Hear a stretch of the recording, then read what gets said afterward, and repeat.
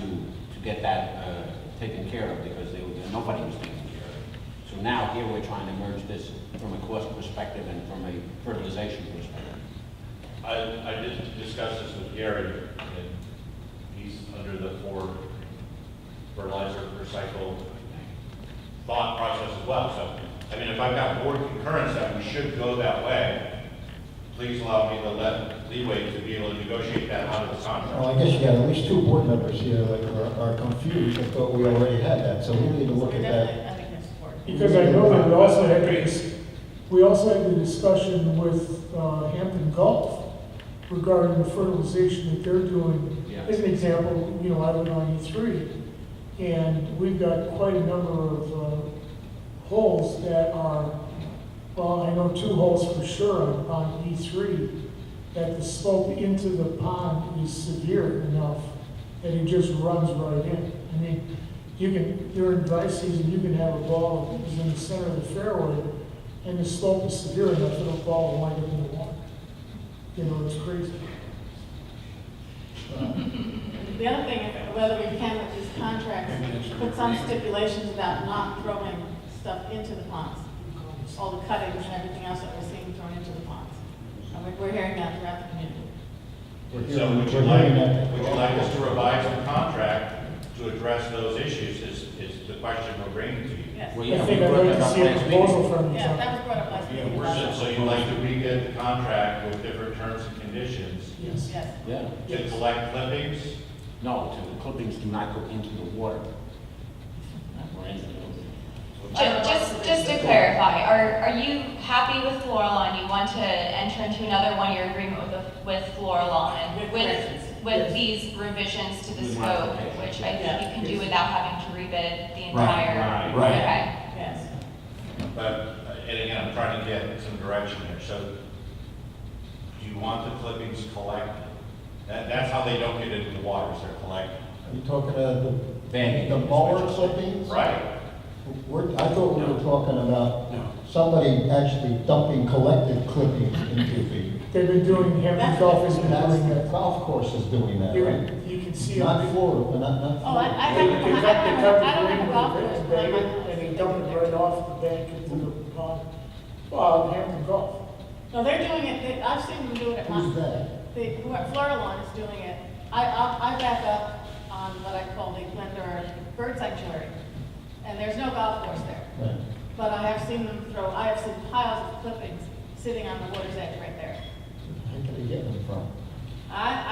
They're just cutting and then it's getting thrown out. What I would recommend, Lita, Huh? I would recommend that if you see those things happening, contact Donovan Brown, who's the chairperson for the landscape committee, because we meet on the last Monday of every month, and those specifically are issues that we discuss. Okay. All right? Now, on Glendora, Shorehaven, walk around there, they cut uphill. The mower starts at the water's edge and cuts uphill. The clippings do not go into the pond. They don't go into the pond. Well, the next time I see it, I'll take pictures. Well, That would probably be very good, because I know I can concur with Skip that, because I'm on the bottom of E3, and I have not seen Floraline putting anything into our pond at all. Contrary, Hampton Golf, every week, every day in some instances. When they clip my pond, yes, the first cut, they throw it uphill. Yeah. However, Yeah. the next cut, they come around, it's the other direction, and that mower is so powerful. Then they've got to be told that the first two cuts have to be uphill. No, I'm saying every cut has to be uphill. They gotta go one direction only, because they use very powerful mowers, and they throw it a good 10, 15 feet at least, minimum. So I think we need at least some kind of an amendment there that says any cutting of the slope or the So pond. we need to define a procedure. Yes. Because I've taken pictures after the fact, and I've sent them to Gary Consorto of all the clippings in the water. Yeah, and again, our agreement is expiring the end of this month, so these are all more, I would say, scope issues that we can have worked out in agreement if you want to continue with Floraline for Well, then we need to see a marked up version of a contract, right? Of the scope. If you'd like to see that, then I would request that you authorize us to send a similar letter to Florilon requesting that they let us extend for an additional 1 month period while we get some additional scope information back from them. We can present that in Good November. idea. I think it's a good idea. If I may though, we need to give them some direction. So what do you want them to do differently? We want Would to it do be cycles, would it be right? possible, Chuck, to invite Brad from Florilon to our next meeting? Well, that's, Would that be prudent? Would it be possible to have brought Brad, who is the GM of operations for Florilon here in Solivita, come to our November meeting? so we can- Absolutely, but in the meantime, We can all decide what we're seeing. And I will bring it up at next week's, 2 weeks. Yeah, I will bring it up at meeting on the 30th of October. who's gonna do the markup for the contract? Our office can handle that and include the scope in your next agenda package. You're gonna do it, but you need input from well, that's We can work why this out. district manager, field manager, right? I thought that's why we're going to have them here, is to have that conversation about what Yes. you do want to Yes, change. You can take a cut at it, right? You can take a cut at it, we just talked about it a lot. It's the same discussion. I do know that Florilon is extremely easy to work with. Yeah, They really are. it's just that I question whether their workers really pay attention, so. 1 month. I would make a motion that we vote to extend the contract with Florilon for 1 month so that we can continue and do the things that we want to do with them. Second. All in favor? Aye. All opposed? I'm sorry, I didn't have a chance to jump in there. I don't think we're going to have another contract ready to go in a month. Do you want to just, We're gonna I'm get not an saying we extension. will, we Month to could, month. We'll do month to month. Month to month.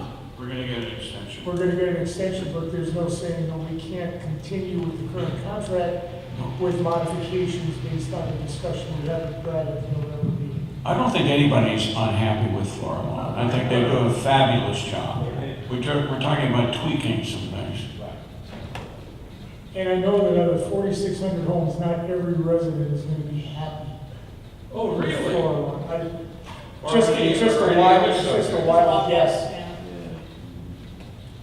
okay,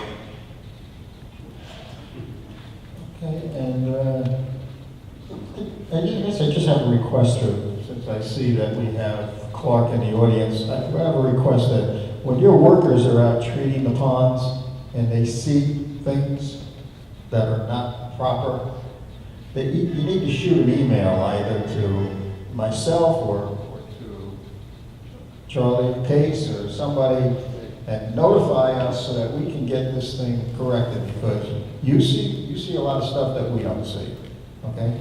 So I have a request for that, please. absolutely. Thank you. I've got another, just a comment, Pete.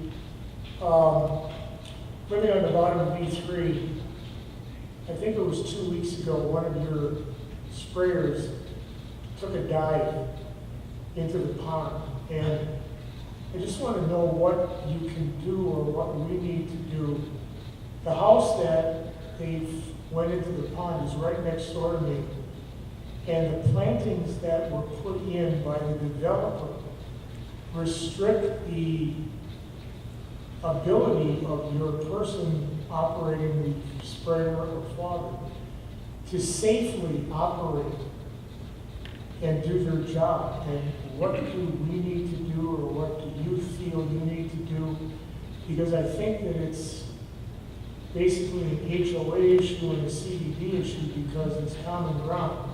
The plantings were put in by the developer, and they restricted, because this guy, the poor guy, he was out, he did it himself. Nobody even came to help him getting this thing out of the ATV out of the water, you know. And but it's not the first time. Lawnmowers have gone in that same spot. So I just think about what we can do, and because it's not that somebody's going to drown, or get seriously hurt. I mean, if that ATV fell over on that guy, he could have been pinned underneath that ATV and died.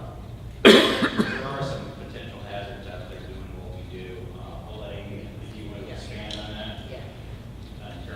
Please, take the microphone.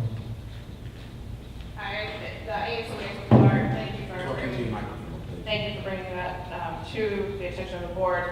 We do have this problem on that pond, specifically on that corner. We call it the bottle brush tree because it's in the way. It's huge. It's huge. We have to go either closer to the screening room, and that cuts a little too close to the homeowner's property, or we go to the lower side of it, and that puts it too close to the pond. Unfortunately, on this situation, ground being soaking wet, soggy, and wet from the rain, the ATV slid into the pond. Now, unfortunately, he was safe. Can He was able to go. Can you request that bottom bush be removed? We Because would like to request that.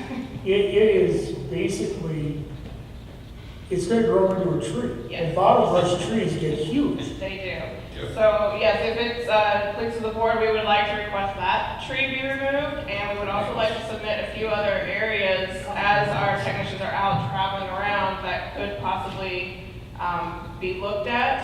We've got an issue on C20 that has a very narrow strip between a pine tree and a resident's concrete garden planters. And it puts us right at the edge of the pond, so with water levels being up, we either have to divert around those areas or try to squeeze.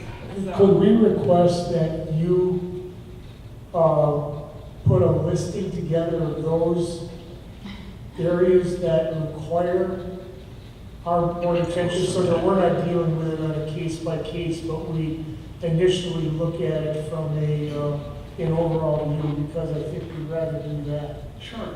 yes, yeah, we will definitely submit as soon as we can.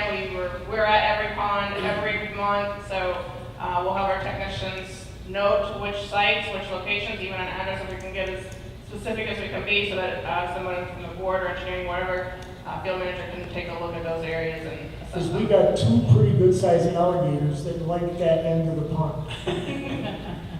They're everywhere. Pictures would help too. Pictures. Yeah. Okay, sure, absolutely, thank you. Is that something, a deadline, is that something we would send to Chuck? Pick it up. Yes. Okay. Yeah, and just make sure that the engineering council are copied, and we can have the engineer take a look too, just to make sure that there's no impact to the pond banks if any of these are determined to be removed by the board. Very good. Thank you. Thank you. Use- Got it. Okay. Moving on. It's a short meeting. Field report. Question on the field management report. Oh, yeah. Okay. Field management report. There's a bullet here that says, followed up with vendors on pending items. I would like to see a pending item list. Okay? Please, and for the next meeting. And down below it says removal of the dead fish. Is there some reason behind that you can identify? I don't know, but it was called in, and it's going to prove out, get the fish. Speaking to the mic, please. They were called in, two different areas that were dead fish, so I sent a crew out to pick the dead fish up. Why they died, I don't know. We did, Prior to the hurricane, the water levels were at extremely historic lows, and the oxygen level in those ponds has probably really been compromised. Because I know it's changed significantly since the storm, what did we get, 15 inches of rain or something like that here? Mr. Chairman, we did get a few different calls, so I think we got a call from Pete's crew that saw it, we got a call from the golf course that saw it, and we came out and looked at it. So I mean, everybody kind of went and looked at it, nobody really came up with an answer of why. I think Supervisor Kellogg's point is probably the most accurate, that a heavy rainfall, a big upset to the ecosystem, a couple weeks later, a bunch of dead fish, kind of happens. So it doesn't appear that. I'll make sure there's nothing that we can do to prevent it. For example, is the water quality of the pond up to snuff, let's put it that way? No, and anytime they get 14 inches of rain, it won't be for a while. So it's gonna take a while to come back, and again, it's kind of an expected outcome. Where's E1 and E30? Somebody give me a quick. They're right by the front gate on the other side of the road, from here to Lakes on the other side. Oh, okay. I have a request too. Can you please make this report larger? I can't read this. I mean, I know I'm old, but, you know. Which one? Yeah, this one's field management report. And, agenda page 42. I mean, if you can read that, good luck.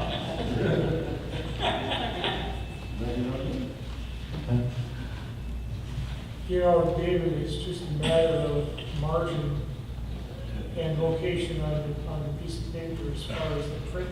No, I think the print could be a little bigger too. The one thing they could do is to justify the columns, because these columns are, Yeah, it's too many columns. There's 3 empty columns and date of completion, and if you take a narrow those columns, you'll look that up. We'll get you a magnifying glass. either that or send me the Excel sheet and I'll modify it and send it back to you. Okay. All right, moving on, let's see. I guess we have the 401 report. Here's another one I don't understand. They got every pond listed here, whether they're in Poinciana, whether they're Poinciana West, whether they're, 80 homes owned. Mr. District Manager, could you get 401 to break this apart? So we see Poinciana CDD ponds in this report, Poinciana West CDD ponds on that in their report. You want 2 separate reports. Oh, Yes. we're talking about Poinciana CDD.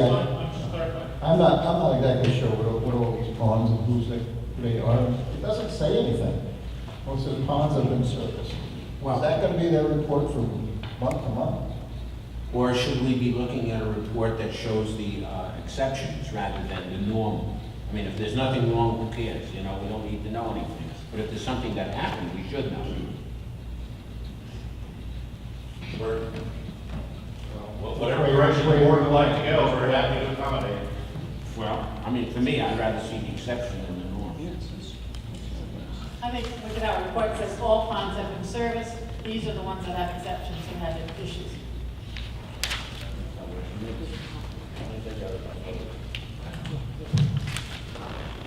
Okay, and floral water spraying for weeds. On the dry ponds, I'm not sure what that means.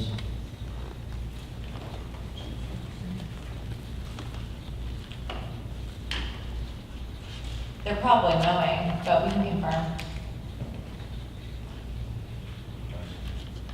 It says they sprayed for weeds. I didn't know that floral was spraying ponds for weeds, and these are dry ponds or what? Actually, those 2 ponds, they couldn't spray because it was too wet. The dry ponds, they normally do that. They could spray around the pond, yeah. Not every pond. Learn something every day. And it says we've been cutting the 2 new ponds by new entrance at Estrella. I'm not sure. Estrella is in what? CDD. So you want, That's the way. That's It says no longer That's this. why we need this broken out. All right, thank you. And a question about Clark's report. I see that it has there's no larvicide last month. There was, I caught that this morning, sorry.